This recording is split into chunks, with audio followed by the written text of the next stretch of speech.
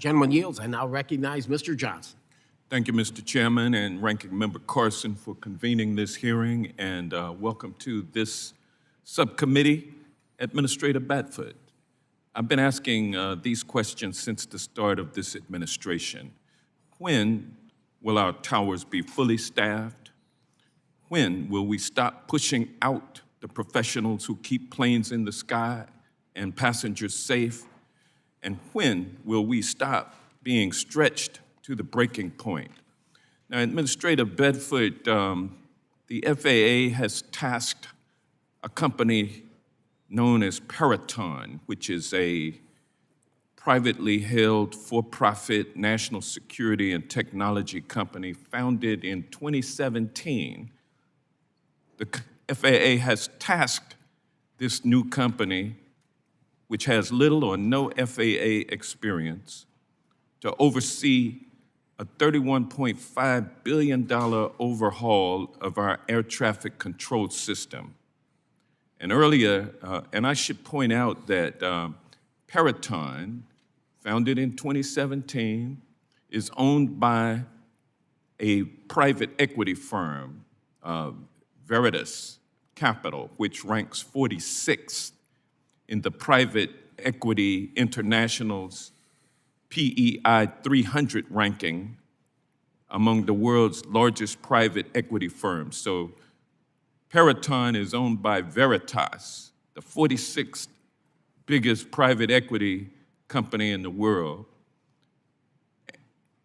And Congress has approved a $12.5 billion down payment to this company, although the total amount to be allocated and spent with of taxpayer money to be spent with Peraton, the total amount has not been decided yet. So pretty much the taxpayer pocketbook is wide open for this private equity firm. I don't have a lot of confidence in this working out for the American people. This administration is packed with billionaires, 12 billionaires at the highest echelons of this administration. And while the American people recognize that life is getting more expensive, these 12 billionaires and the one who leads them at the top are telling the people that, hey, don't believe your lying eyes. Your costs are not going up. We're having a great time here. This is a wonderful time. The American people see these billionaires getting richer and richer while they are getting poorer and poorer. And I don't have a lot of confidence that this $31.5 billion overhaul of our air traffic control system being overseen by a private equity firm is in the best interest of the American people. This side, the legislative branch, doesn't even know or care about how Peraton was chosen over a company, Parsons Corporation, that has extensive experience working with the FAA, how Peraton came to get this contract over a company like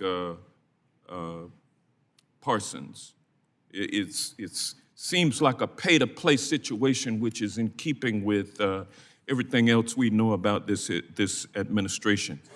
Given that air traffic controllers are already stretched thin and that technical failures earlier this year caused massive flight disruptions, how is the FAA ensuring that outsourcing this massive modernization project to a largely untested contractor will not put safety at risk, create further delays, or overburden your already overworked workforce?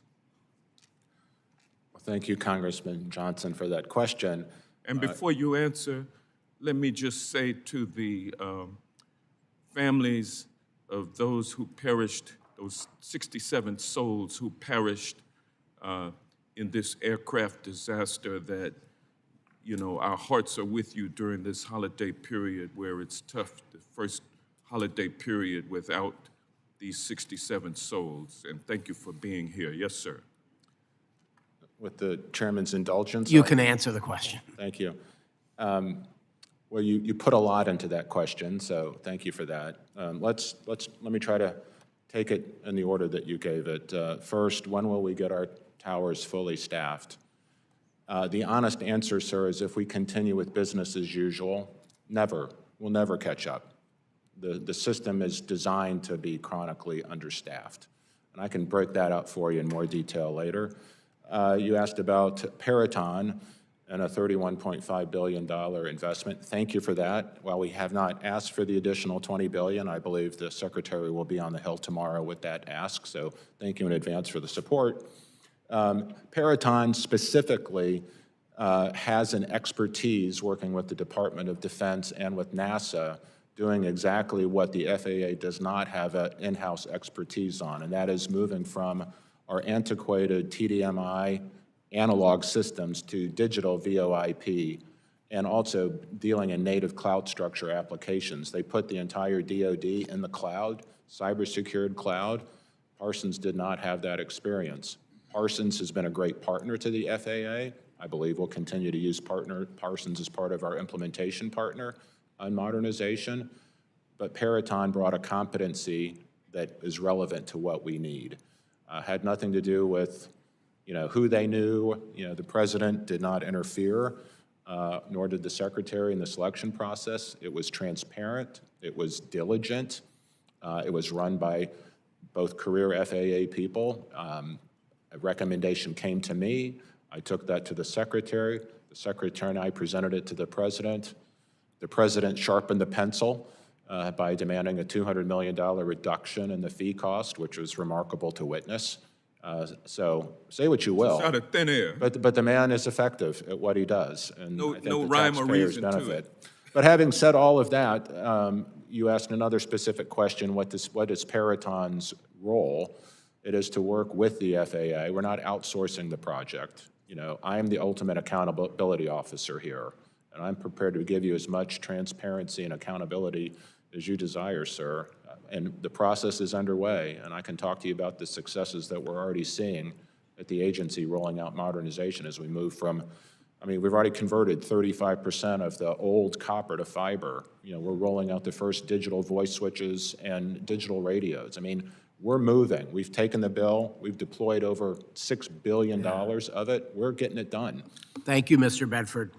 I now recognize Mr.